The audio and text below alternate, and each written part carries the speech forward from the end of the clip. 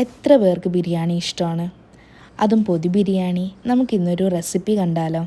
ഇതൊരു കുക്കർ ബിരിയാണിയാണ്. ഇതിൽ ഓയിലൊന്നും യൂസ് ചെയ്യുന്നില്ല. ബാച്ചിലേഴ്സിനൊക്കെ ഉണ്ടാക്കാൻ പറ്റിയ ഒരു ബിരിയാണിയാണ്.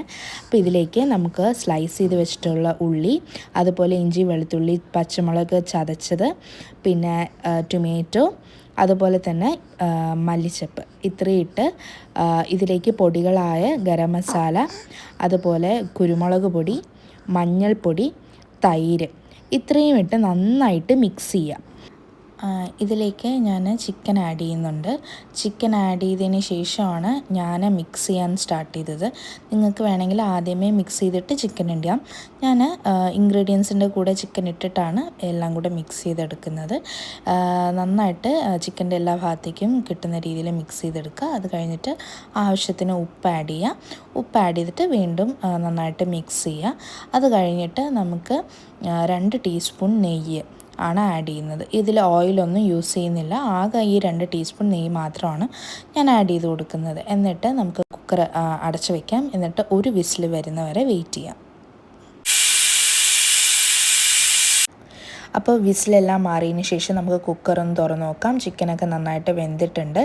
ഇനി ഇതിലേക്ക് ഞാൻ ആഡ് ചെയ്യുന്നത് റൈസ്, കൈമയുടെ അരിയാണ്. കൈമ അരി നന്നായിട്ട് കഴുകി വെള്ളമൊക്കെ പോകാനായിട്ട് വെച്ചു.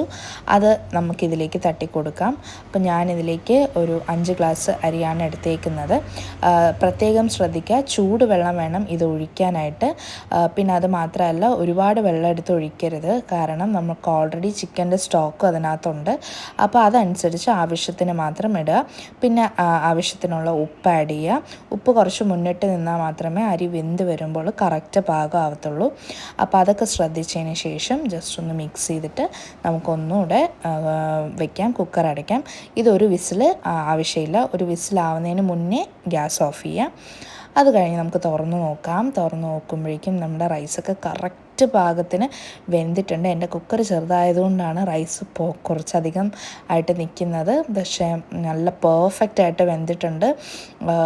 നല്ല കറക്റ്റ് വേവായിരുന്നു ചിക്കനും അതുപോലെ റൈസും ഒക്കെ. അപ്പോൾ ഈ ചിക്കൻ്റെ സ്റ്റോക്കൊക്കെ ഈ റൈസിലേക്ക് നല്ല ഫ്ലേവർ തരും. നല്ല ടേസ്റ്റാണ്. എല്ലാവരും ട്രൈ ചെയ്ത് നോക്കുക. അപ്പം ഞാനൊരു വാഴയില വാട്ടി അതിലേക്ക് ബിരിയാണി വെച്ചു, പിന്നെ നാരങ്ങ വെച്ചു, മുട്ട വെച്ചു. മുട്ട മസ്റ്റാണല്ലോ. അതുപോലെ ഞാൻ വറുത്ത് വെച്ച കാഷ്യൂ, കിസ്മിസ്, അതുപോലെ വറുത്ത ഉള്ളി ഒക്കെ ഇട്ടു, ഗാർണിഷ് ചെയ്തു. അതിനുശേഷം ഞാൻ സാലഡ് കൂടെ ആഡ് ചെയ്യുന്നുണ്ട്. സാലഡ് കൂടെ വെച്ചിട്ട് ഈ ഇല നന്നായിട്ട് ഒന്ന് പൊതിഞ്ഞെടുക്കാം. പൊതിഞ്ഞെടുത്തിട്ട് ഒരു 2 മണിക്കൂറൊക്കെ ഒന്ന് മാറ്റി വെച്ചതിന് ശേഷം കഴിക്കുവാണെങ്കിൽ ഭയങ്കര ടേസ്റ്റാണ്. ഇത് വളരെ സിമ്പിളാണ്. ഇതിൽ ഓയിലൊന്നും യൂസ് ചെയ്തിട്ടില്ല. നിങ്ങൾക്കൊരു ഹെൽത്തി ഓപ്ഷനാണ്. അപ്പോൾ വീട്ടിലെല്ലാവരും ട്രൈ ചെയ്ത് നോക്കുക. നല്ലൊരു ഈസി ആയിട്ടുള്ളൊരു ബിരിയാണി, ഒരു കുക്കർ ബിരിയാണിയാണ്. പെട്ടെന്ന് നമുക്ക് ഈസി ആയിട്ട് ഉണ്ടാക്കാൻ പറ്റും. ഇതെല്ലാവർക്കും ഉണ്ടാക്കാൻ പറ്റുന്ന ഒരു സിമ്പിളായിട്ടുള്ളൊരു ബിരിയാണിയാണ്. അപ്പോൾ ഈ നോയമ്പ് സമയത്തൊക്കെ നിങ്ങൾക്ക് ട്രൈ ചെയ്ത് നോക്കാം. ഭയങ്കര ടേസ്റ്റായിരുന്നു. അപ്പോൾ ഇത്രയേ ഉള്ളൂ ഇന്നത്തെ video. Thank you for watching.